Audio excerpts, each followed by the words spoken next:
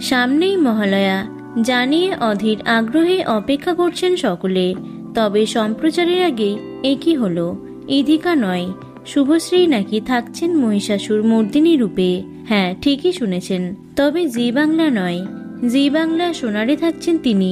সকলকে অবাক করে মহিষাসুর মর্দিনীর প্রথম প্রোমো প্রকাশ্যে এনেছে জি বাংলা সোনার। সেখানে এই বিশেষ অনুষ্ঠানের নাম রাখা হয়েছে দ্বাদশ রূপে দুর্গা।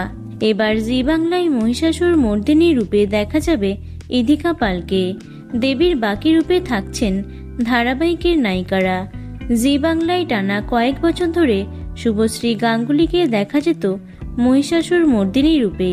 তবে এবার এই বদলে একদল যেমন খুশি হয়েছেন, তেমনি অনেকের মনে একটু খারাপ লাগারও সৃষ্টি হয়েছিল। তবে জি বাংলা সোনারে মহিষাসুর মর্দিনীর প্রোমো দেখে সেই মন খারাপ খানিকটা দূর হলো। সেখানে শুভশ্রীর পাশাপাশি দেবীর অন্যান্য রূপে দেখা গেছে সুস্মিতা দে, দিতিপ্রিয়া রায়, ইধিকা পাল, শ্রীপর্ণা রায় এবং স্বস্তিকা দত্তকে। মহিষাসুর হয়েছেন অভিনেতা ধ্রুবজ্যোতি সরকার। তবে এই মহিষাসুর মর্দিনী শ্যুট এবছর হয়নি।